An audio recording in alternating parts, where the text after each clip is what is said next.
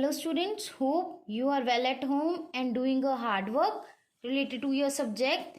So, as continue the second chapter, that is the basic concept of economics. Yesterday we have done inflation, wealth and wants. So today we will start our next concepts, that is capital, money and income. Alright, so first of all, we'll discuss some key terms that we are using further in these three concepts.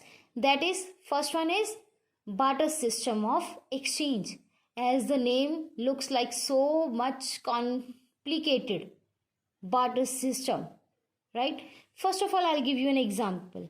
Like a farmer plows his field and get wheat, right? Similarly, one is the other person that makes a clothes. He has a cloth and he makes shirts, pants at that time. So, a farmer gives his wheat to the person who make clothes and get in return that clothes. So, what is this?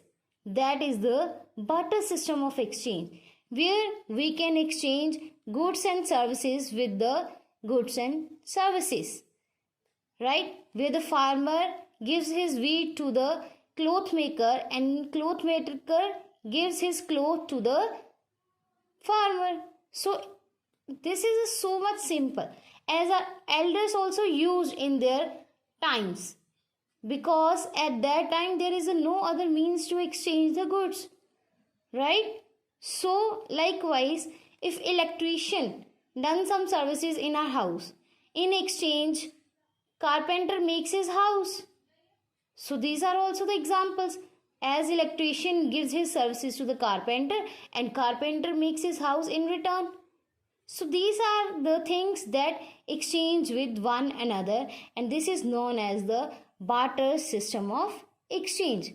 Then next key term is the money, as we were very much familiar with the money. What is money? 10 rupees, 20 rupees, 500 rupees, 2000 rupees, that are included in the money, means that has a exchange of the value. The thing that has a value to exchange and get something in return, that is known as a money. So these are some symbols that are included in the money, like rupees, dollar, pound, euro, yen. These are some familiar terms that I write here, so that you should know how we represented the money in various countries. Next one is the capital. Capital is same as money, but there also included the cash plus other assets also, like machinery, building, trucks, etc. I'll give you an example. Like money is that value that can be exchanged. So capital is also the same, that the things we are getting for producing other things. So other assets and the cash are both included in the capital. Next key term is the income. Means as we render our services to the other and get in return with something, that is income. Like salary, employees get salary when he work at some place. Teacher gets salaries to give his services in the school. Same way, doctor gives services, right, at hospitals or his clinic and get in returns money, right? As this is known as a income. Clear? Wages given to the workers, profits that the entrepreneur or the owner can get, rent that we have get from the land. So these all are included in the term income. Next one is the transfer income. As we have read the income that we can earn from something to do, right? But what is transfer income? Simple example. As my father gives me 100 rupees pocket money, so father's income transfer to me, that is known as a transfer income. Easy. Next one is the national income. This is again the national income, means income of the whole economy, not an individual, but a combination of all the residents' income. That are the residents of the India, lives in India, and the citizens of the India. So that are known as a national income. Clear? So starting with our next first concept, that is a capital. Capital is like, example I'll give you, machines, buildings, trains, buses, trucks that are used so that we can do a further production is known as a capital. Machines we can get and raw material we can get. Buildings are be used for what? To get some other product or a finished product that can be consumed by the consumer. So that is known as a capital. Means the goods are should be a man-made goods and used with a further production is known as a capital. Let us take another example also. For example, a doctor uses his car to treat his patients at their home. That car is a capital for him because it produces him to get money or a capital. Clear? But if he used his car for his personal use, like to go somewhere with family, so that is not be a capital because in return he cannot get anything. So that is the difference between the capital. Clear? Next one is there should be a 2 points that we are considered, that it should be produced by the man, means man-made things we can taken in this capital, not a natural things. Next is the means of production, that man-made things are used for a further production to make a finished good for the consumer. So that is the means of production we use in this. Means we cannot directly consume that thing, but we use it for a further production so that we can get something in return. Clear? So next one is there are various types of capital we will learn, that is fixed capital and the circulating capital. Fixed capital, the capital that is fixed in nature, like building. Once we purchase, then after that we cannot purchase it, we cannot maintain in it, right? Likewise machines, once we purchase, that is fixed for a long period of time. Likewise tools that are related to the production, so once we purchase we cannot exchange it, so that is our fixed capital. Second one is the circulating capital. Circulating capital is the raw material.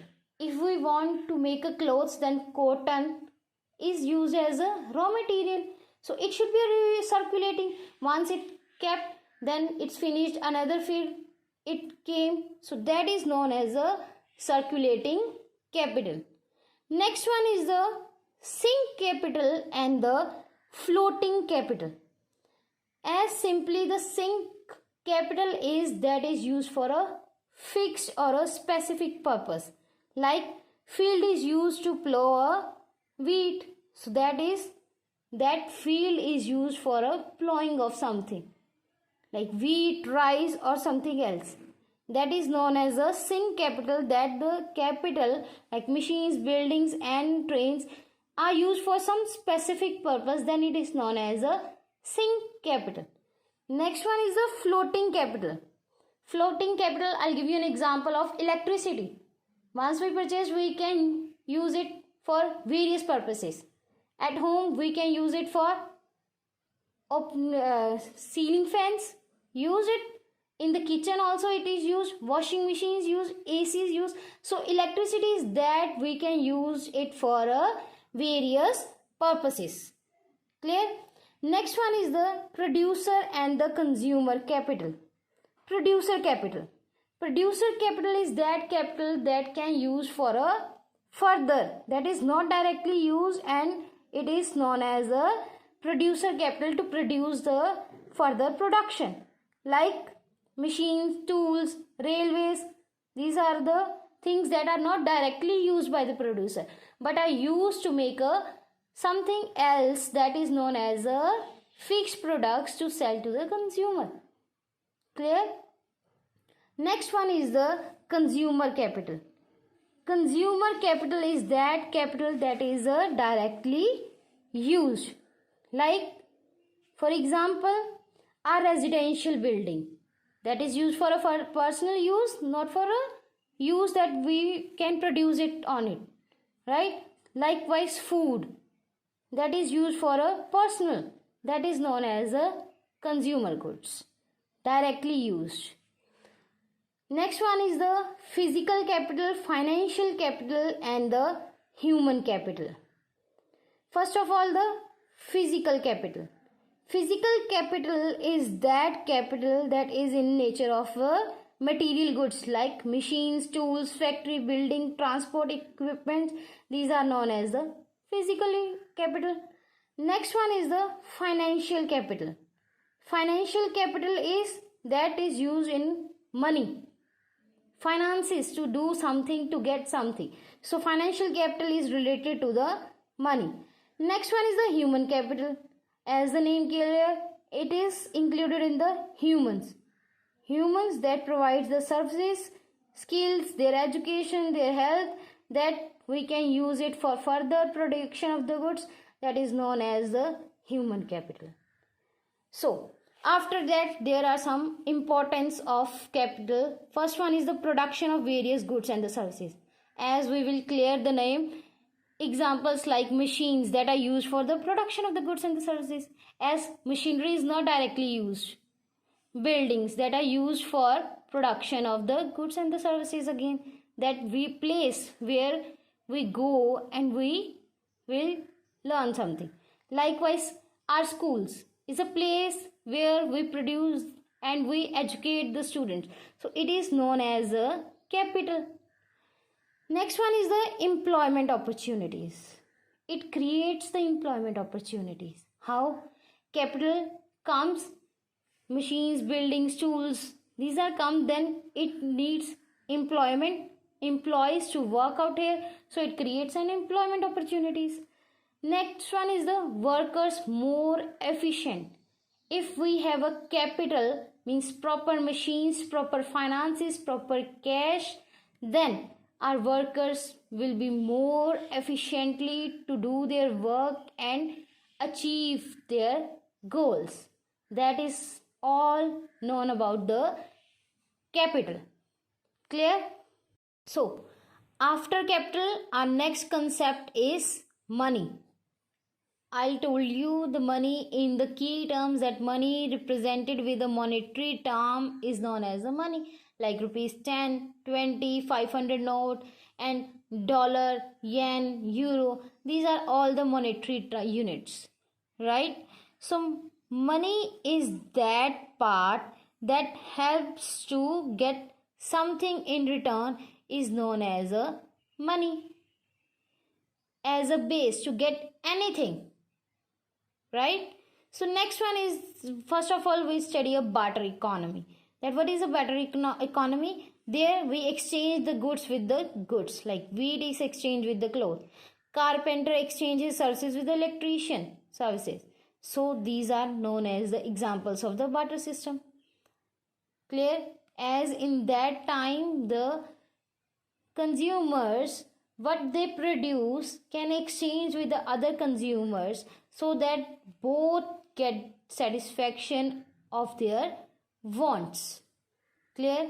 If I'll produce a wheat, but I want rice also, so I'll go to that man who produces the rice and exchange it with the wheat, so that I can get a want of rice satisfied. Clear? Next one is, what are the difficulties that the barter system finds, and then the money concept came. First one is the lack of double coincidence of the wants. Double coincidence of the wants means, like if I produce a wheat but I want a clothes, so I have to find out that person who wants wheat in return of the cloth. Maybe he didn't want that So there is the problem that of the double coincidence of the wants. Means my want should be satisfied the other person's want, so that we both exchange the goods and the services. Next one is the lack of common risk measure of value. Common measure. As I'll give a 10 kg of wheat and he gives me a 5 kg of rice. There is no proper measure to get the things in exchange. So as we will do what we will do? We just satisfy our want according to their demands. We bargain it. So you can get a 10 kg of rice and give me 8 kg of rice. If he feels good, then exchange should be done. So that means there is not a proper measure, but their thing is bargaining should be done, as we today also do this. Next one is the problem of storing of a value. As we cannot store the value of goods, like there are perishable goods, foods, vegetables, fruits that cannot be stored. In summer there is a mango, but in winter there is not a mango. So but there is a demand for mango products, right? So what will do? At that time there is a no store value. So that is the problem that arise in the barter economy, and the money concept finds out. So next, the money concept that we have to learn, it is comes from the Latin word moneta. Moneta is called as a surname of the Roman goddess of Juno. So there the term money should be come in the existence. So in India, money is known as rupees. In USA, the dollar should be used. In England, the pound should be used.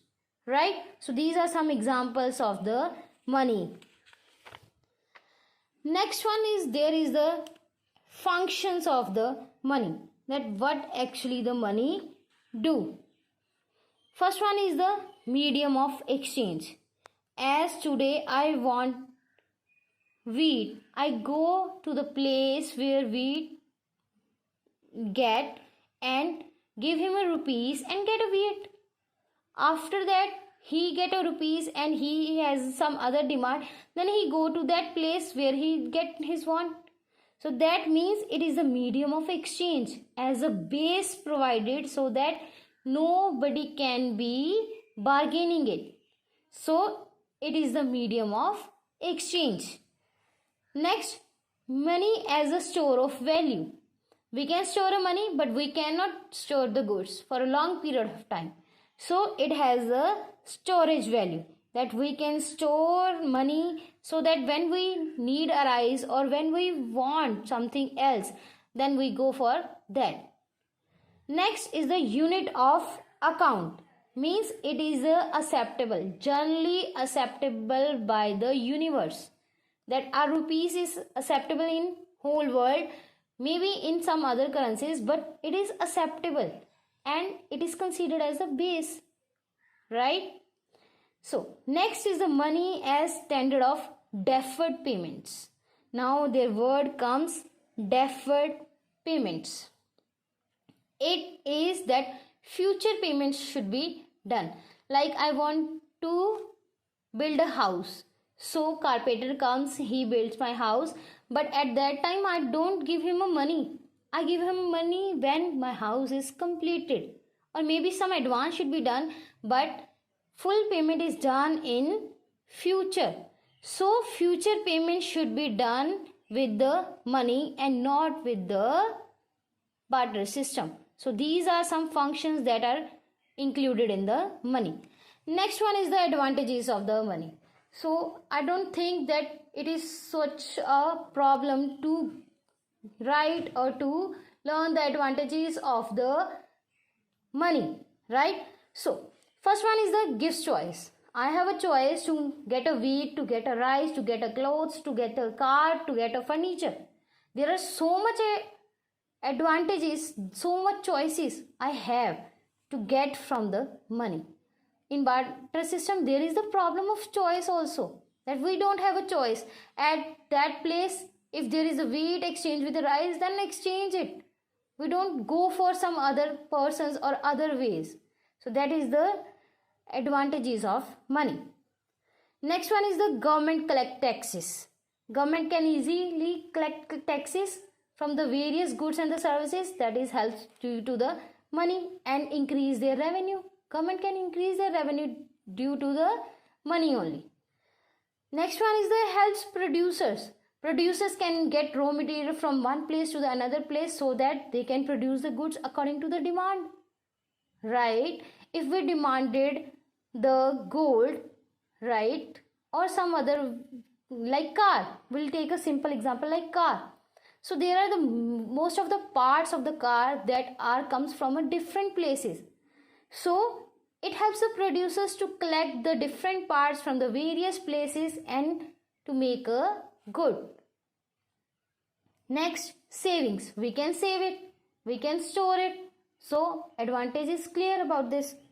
Next one is the reduced difficulties of the barter exchange.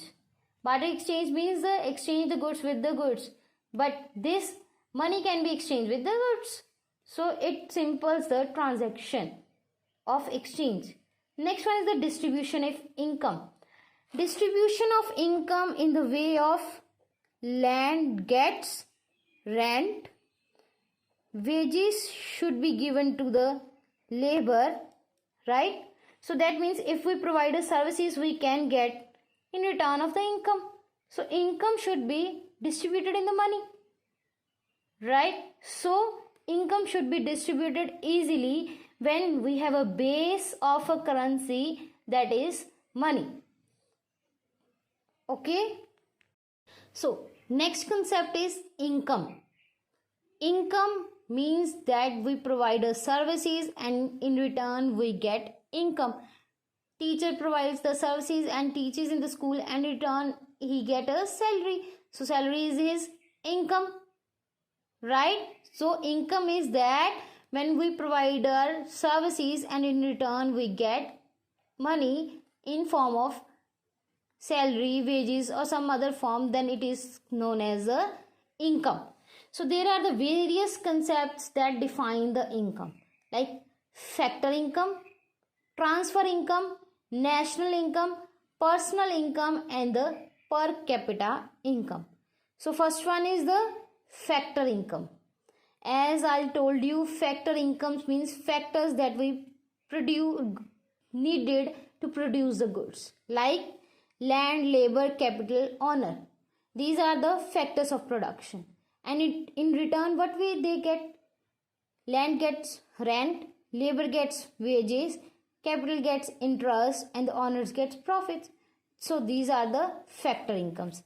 As simply we can define it that it refers to the payment received by the factors of production like land, labor, capital and the honor for rendering their productive services in the process of production. These are known as the factor incomes. Simple.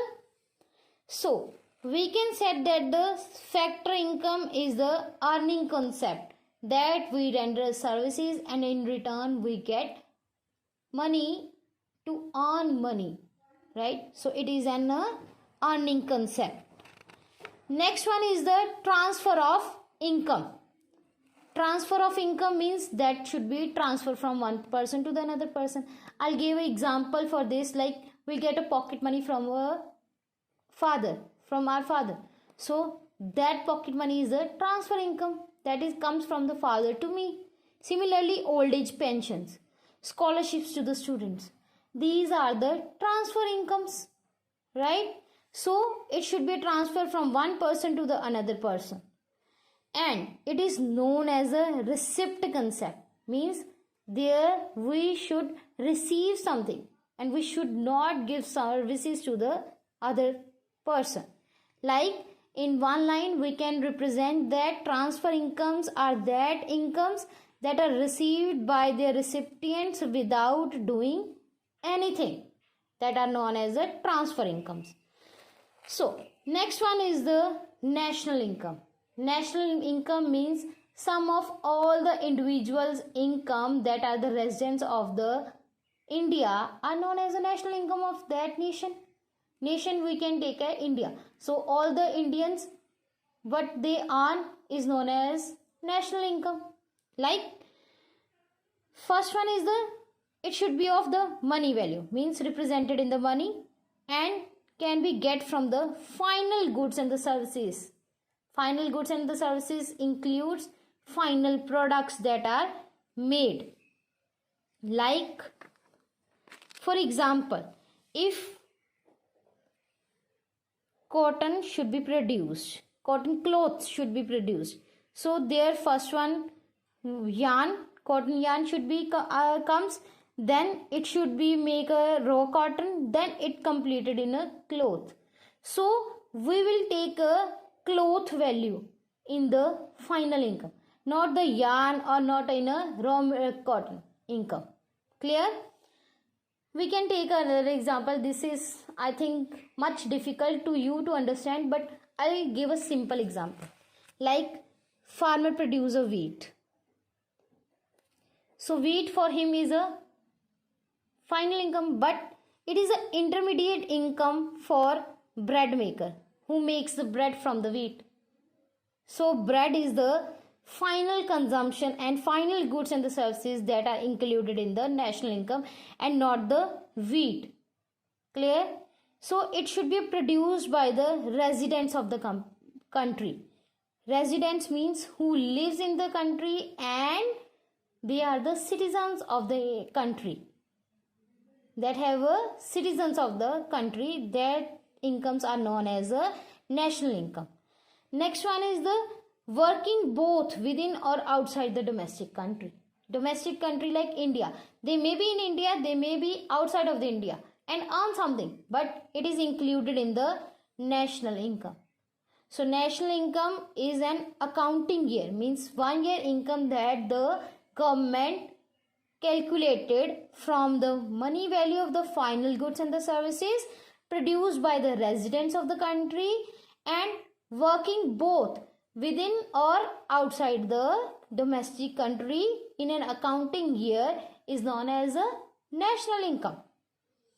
So there are some points that are considered in the national concept. First one is expressed in a monetary terms.